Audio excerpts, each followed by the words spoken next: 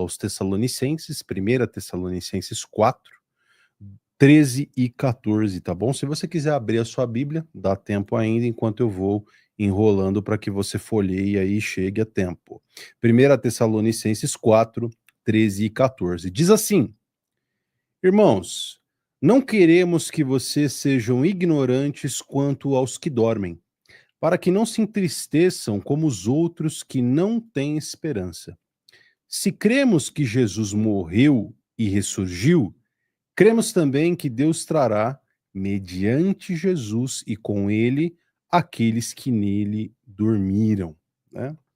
Aqui é a esperança de Paulo para todos nós que morremos em Cristo, que temos a fé nele, e que somente pela fé e através dessa fé manifesta em obras e em todos os atos da nossa vida, atestamos, entregamos frutos de que temos essa salvação e essa gratidão em nossos corações pela visitação de Cristo.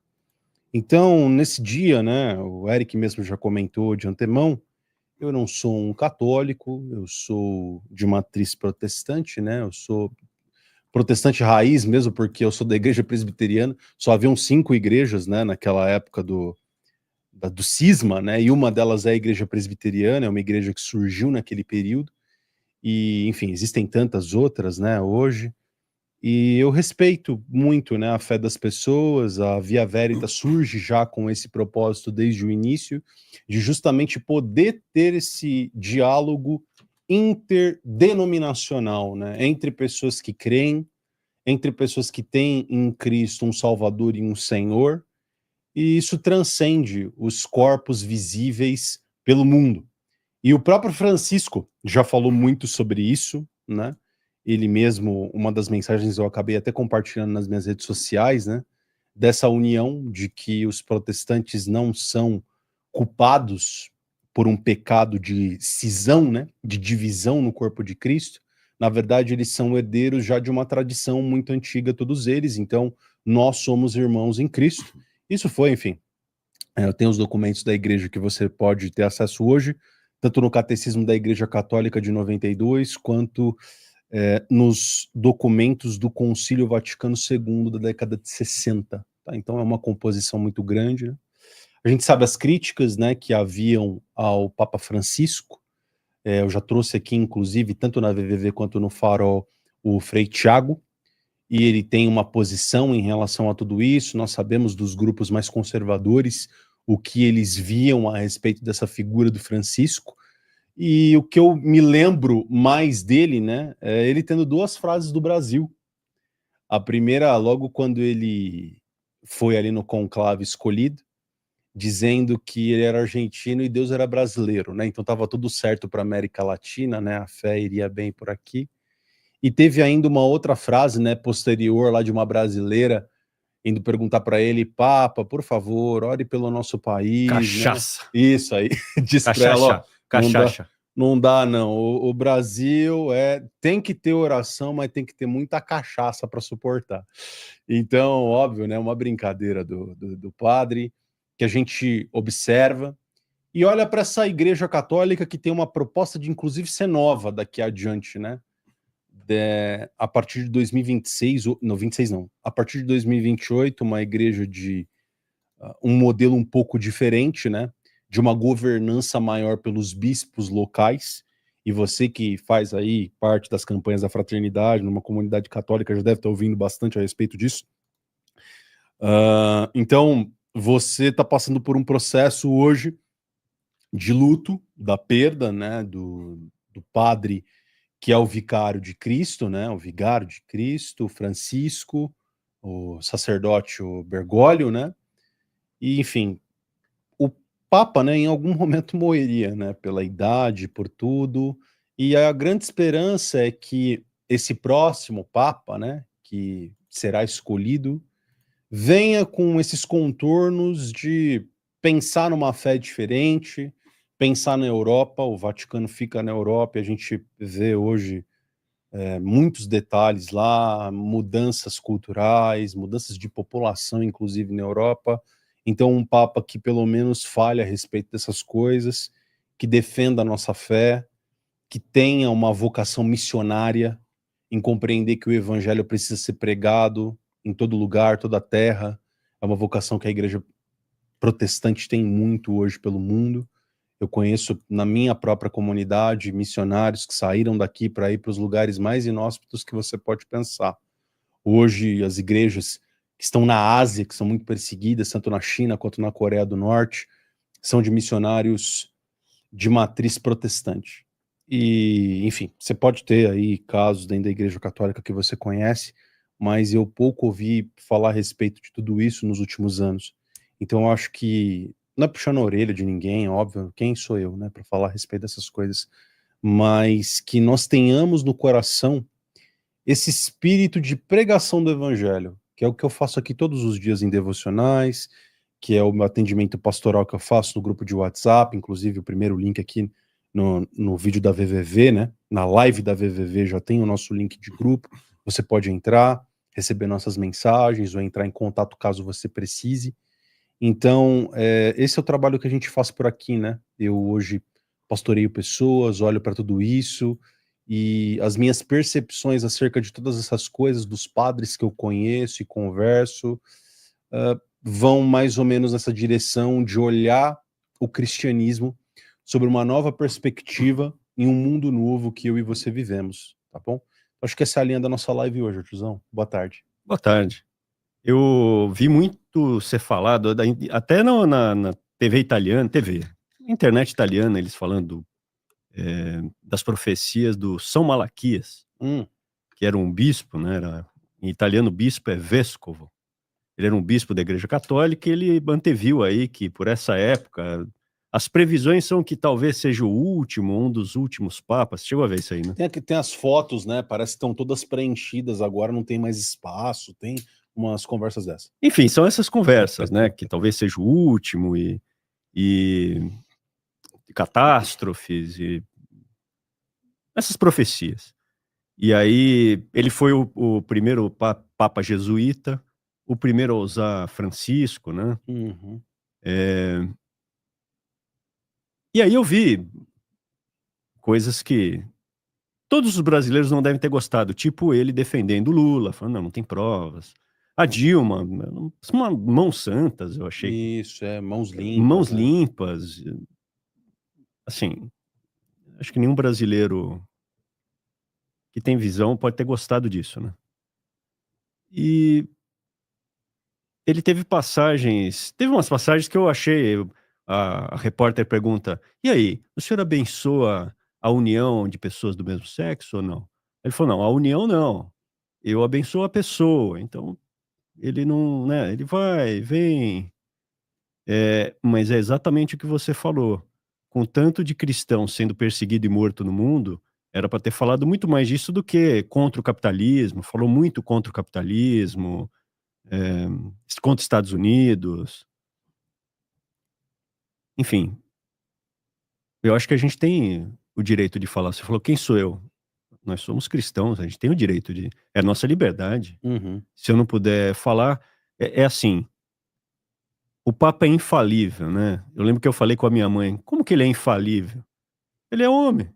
Aí minha mãe virou para mim e falou, em matéria de fé. Eu falei, tudo bem. Aí tem uma entrevista dele em italiano, que o cara fala assim, pô, Santo Padre, o senhor numa sexta santa traçou um choripã. Choripã é aquele sanduíche argentino com uma linguiça cortada na metade e aquele chimichurri em cima. Isso.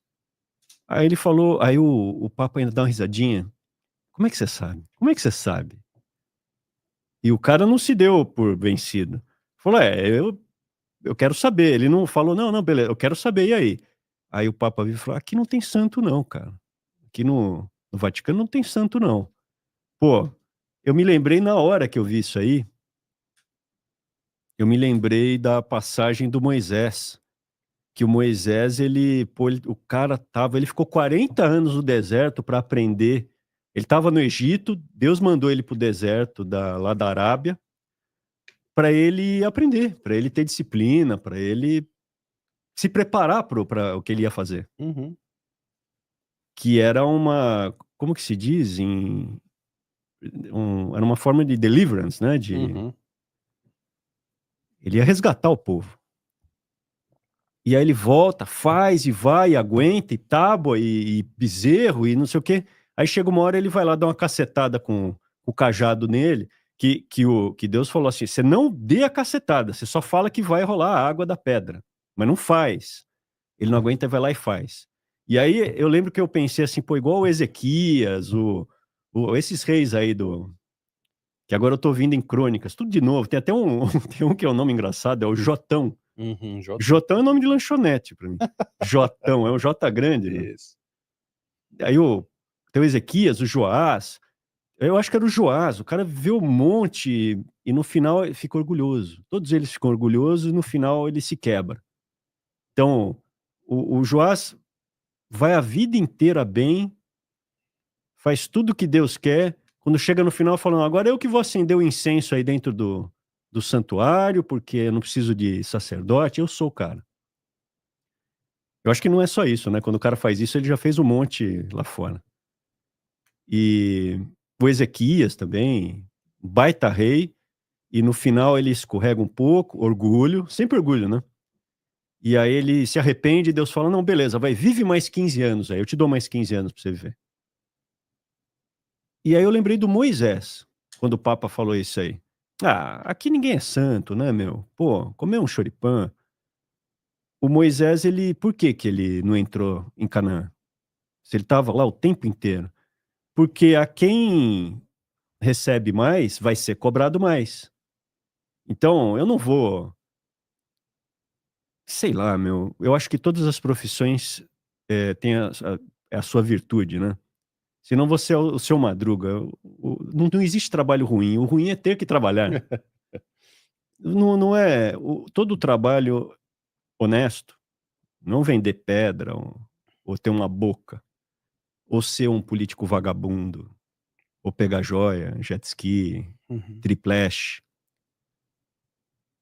Mas todo trabalho ele tem a sua nobreza. E cada um faz aquilo que Deus indica a fazer. Você não sabe o que que é, qual é o caminho que Deus quer. Então você vai pelo oleiro, é o oleiro de Jeremias. Jeremias fala: o oleiro vai te botando ali. Às vezes ele quebra o vaso, às vezes Uhum. ele quebra o vaso, faz outro. Mas ele que vai te dizer para onde vai, e é igual um oleiro, é igual o barro, né? Que vai fazendo lá o vaso, às vezes vai para cá, vai para lá, não é direto, não é linear. Às vezes você vai para um lado, às vezes você precisa ir por um caminho para fazer uma pequena coisa que é necessária nesse caminho que você saiu da rota, que no final é a sua rota. O obstáculo se torna o caminho. E imagine que um cara, sei lá, um cara da limpeza, ele tá lá com a vassoura, ele dorme. Pô, meu, você tá dormindo? Não, não, beleza, beleza. Ele volta a varrer. Aí você imagina um cirurgião. Aí o cirurgião tá lá, o cara com a barriga aberta, dormiu. Pô, cara, não, não, não, beleza, beleza. É diferente, cada um tem, Uhum. sei lá, um piloto de avião. Pô, meu, você dormiu aí com o avião pousando? Não, pô, eu tava cansado. Cada um tem, de acordo com a sua responsabilidade, mais responsabilidade. E eu lembro de ver isso aí, não, pô, é um choripã. Beleza, ninguém é radical. Mas se você é a maior liderança católica do planeta, você está fazendo um exemplo. Na Sexta Santa, não é só não comer carne. É uma forma de penitência que, inclusive, era não comer. Uhum. Eu já vi o padre Paulo Ricardo falando, era não comer. Mas aí abriram uma exceção que pode comer peixe, carne não, carnes vermelhas. Peixe pode. Então você pode já comer peixe. E é uma forma de penitência, de tribulação. E ele fala: não, mas eu comi, mas quem não é assim? Eu acho que ele devia traçar o exemplo. Aí quem assistiu a entrevista do Mel Gibson, que ele falou do Pachamama, né? Uhum. Pô, ele tava lá com o Pachamama e tal. E até conversei isso com a Wendy falou: não, mas foi uma forma de conversar com outras. Um beijo pra Wendy. Sempre converso com ela dessas coisas. E eu entendo. Eu entendo as pessoas, não, mas não foi isso, tal. Aí ele recebeu uma foice e um martelo do Evo Morales com Jesus pregado na foice e o martelo. Para mim, não pode. Isso não pode. Para explicar essa aí, tem que... Não dá, cara. Para mim, eu não aceito, mas... enfim. E aí vem um trecho que eu ouvi do...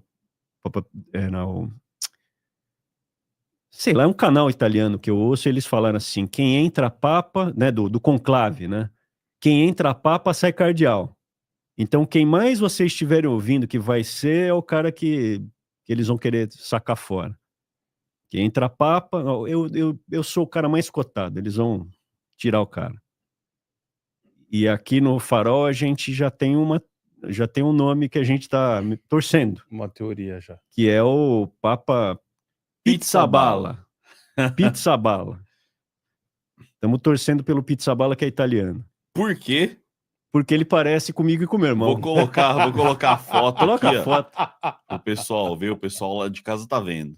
Olha isso aqui, lá. falam que é o Papa Weintraub, né? Isso. Tá lá, ó, Pizzaballa. Ele é um dos cotados aí. Tem mais fotos dele, tá até... Tem. Fica uma mistura meio, porque ele não tem a cabeça tão grande quanto o meu irmão, mas nem tão pequena quanto a minha. Ah, não, mas é híbrido, porque pra arrumar um chapeuzinho de papa pro seu irmão, teria que pegar a abóboda ali a Capela Sistina. A Capela Sistina. Mas olha aí, o Papa vai entrar, e o pessoal tá falando. Assim. Boa. Parece que não é o mais conservador. O mais conservador de todos parece que é aquele negão, né? Tem um negão, Isso. parece que é... Mas esse aqui, já pensou se tiver... Aí seria o... Aí a gente teria que trocar o nosso lema, que seria o... Não é mais o ano que vem em Jerusalém, é o mês que vem no Vaticano, né? Exato. Não seria mais... Então, e eles... Cara, é tudo feito de pessoas, são homens. Tanto que aquele Russell Crowe, que fez o Gladiador, ele contou que chegou lá, ele é muito bem tratado na Itália. E a única coisa que ele aprendeu, o que você fala em italiano? Versare il vino, derrama o vinho. Derrama o vinho aí. E aí ele falou que chegou na Capela Sistina, e a Capela Sistina ela é desligada, não tem luz para não acabar para que não haja refração ali e acabe com as pinturas. E existe só uma possibilidade de ter luz, é quando o Papa vai, eles ligam a luz do Papa. E aí pode degradar um pouco a pintura, porque afinal o Papa está lá. E o responsável pela Capela Sistina, ele chegou pro Russell Crowe e sua família, que estavam lá, só eles, e ele falou, olha, a gente vai ligar aqui para você. E ligou. Aí ele falou, nossa, ficou lindo, cara, ficou maravilhoso, imagina, você viu os detalhes, né, que outras pessoas não podem ver. E aí eu virei pro cara, que é do Vaticano, e falei, pô, mas isso não vai degradar a pintura? Aí o cara virou e falou, mas Maximus, por você a gente faz tudo. Então é uma pessoa, cara, ele tava lá idealizando o cara. Isso. Porque é o ator, ele não é o Maximus.